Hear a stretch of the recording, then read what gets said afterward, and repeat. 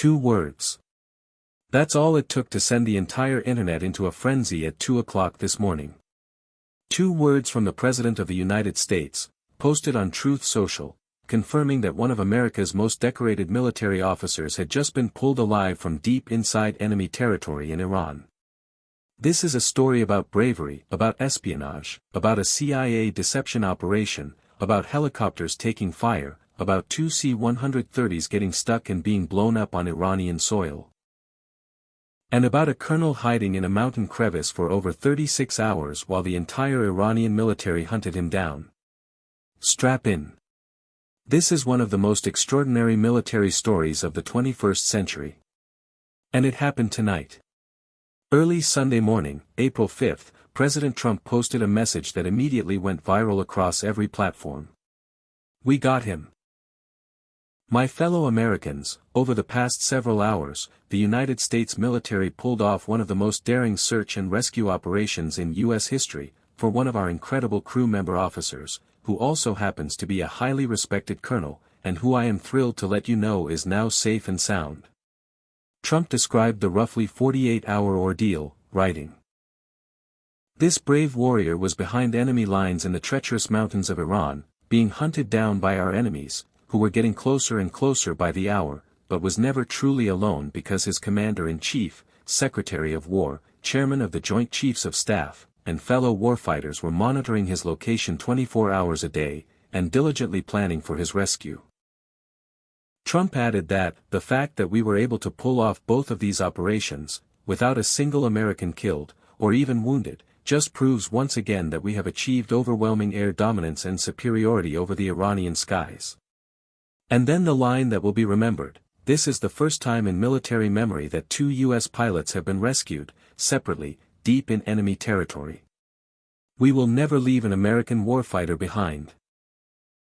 To understand why this rescue was so extraordinary, you need to understand what happened Thursday night.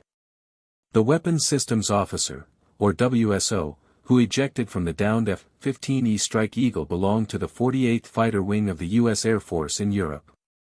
The pilot of the F-15E had safely ejected and was rescued by 2 military helicopters on Friday. But the second crew member, the Weapons Systems Officer, had remained missing. During Friday's recovery efforts, a U.S. chopper carrying the rescued pilot was struck by small arms fire, wounding crew members on board, but the helicopter landed safely. An A-10 Warthog that was part of the search mission also took fire, was damaged, and its pilot ejected over the Persian Gulf. He was successfully recovered. The downing of the F-15E marks the first time a U.S. fighter jet has been shot down in combat in over 20 years. So now the clock was ticking. 1 officer still missing. Iran actively hunting him. And a bounty on his head. What this officer endured over the next 36+ hours is the stuff of military legend. The crew member, a weapons systems officer, was wounded after ejecting from the aircraft on Friday but could still walk, and evaded capture in the mountains for more than a day. The aviator had moved away from the crash site, found a hide site, and set up emergency communications. Meanwhile, the IRGC had sent forces to the region specifically to try to prevent a rescue. U.S. Air Force jets conducted strikes against Iranian forces to prevent them from reaching the area. Think about what that means. American jets were actively bombing Iranian ground forces, in Iran, just to keep them away from 1 wounded officer hiding in a cave. Israel was also involved in the rescue operation. Israeli officials reportedly shared intelligence with the U.S. As the operation unfolded, and the Israeli military helped halt Iranian airstrikes in the area while the rescue mission was underway. This was not just a U.S. mission. It was a joint operation across multiple intelligence agencies, multiple militaries, and multiple theaters. Here is where this story gets truly remarkable, and where the CIA enters the picture. Before the downed weapons systems officer was located and rescued, the CIA launched a deception campaign, spreading word inside Iran that U.S. forces had already found him and were moving him on the ground for exfiltration out of the country. While the Iranians were confused and uncertain of what was happening, the agency used its unique, exquisite capabilities to search for and find the American, a senior official said. In plain English, the CIA fed disinformation to Iranian forces, sending them chasing a ghost, while simultaneously using classified tracking technology to pin down the real location of the officer. The official described the effort as the ultimate needle in a haystack, but in this case it was a brave American soul inside a mountain crevice, invisible but for CIA's capabilities. Once the CIA tracked the crew member to his exact location, they immediately shared the coordinates with the Pentagon and the White House. The president ordered an immediate rescue mission, with the CIA continuing to provide real-time information throughout. Spy craft. Deception. Real-time intelligence. This wasn't just a military operation, it was a full-spectrum intelligence and combat rescue mission executed simultaneously. Once the president gave the order, the operation shifted into overdrive. U.S. Commandos recovered the missing crew member in a complex operation that involved dozens of Special Forces personnel and several dozen warplanes and helicopters.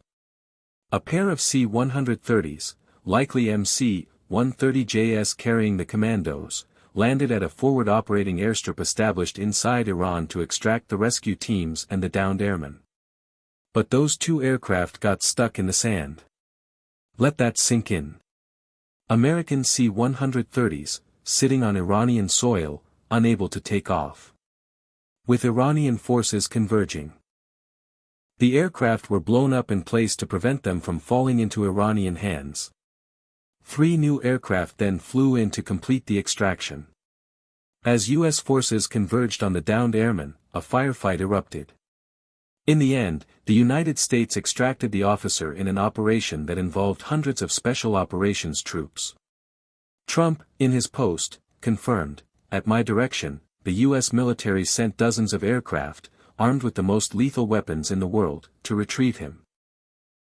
He sustained injuries, but he will be just fine." The entire operation, from insertion to exfiltration, was carried out on hostile Iranian soil, under fire, with C-130s being destroyed and replacement aircraft having to be rushed in. This is the kind of operation that gets written into military history books. There's one more layer to this story that deserves attention, and it speaks to the discipline and operational security of the entire mission. Trump revealed in his post that the earlier rescue of the F-15E's pilot on Friday was deliberately not confirmed publicly, because we did not want to jeopardize our second rescue operation. Think about that. The White House had already rescued one crew member, and said nothing. For over 24 hours, they kept that secret so that Iran wouldn't know the mission was still active. So that the second officer in the mountains would still have a chance. That level of operational silence, in today's media environment, is almost unheard of. And it may have saved a man's life. So where does this leave us now? The rescue is a massive morale victory for the United States and for President Trump personally.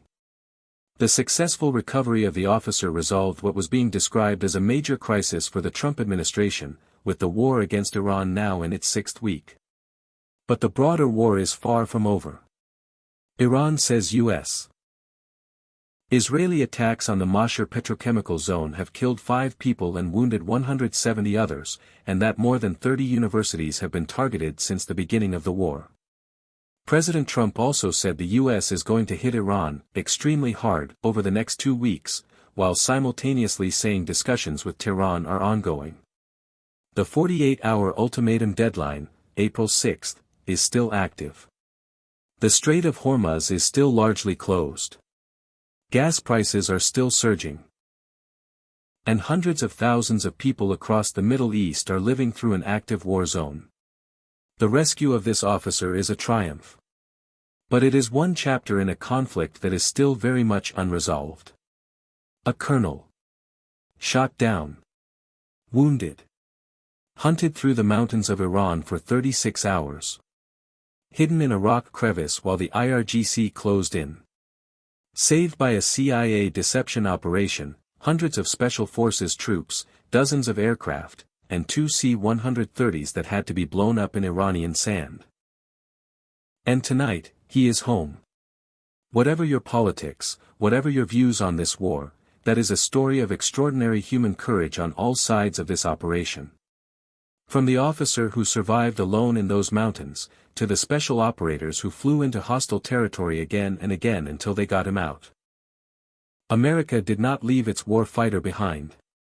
We will continue covering every development as the April 6th deadline approaches. If you found this breakdown valuable, please like and subscribe. It genuinely helps this channel bring you coverage like this the moment it breaks. We'll see you at the next update. Stay safe, everyone.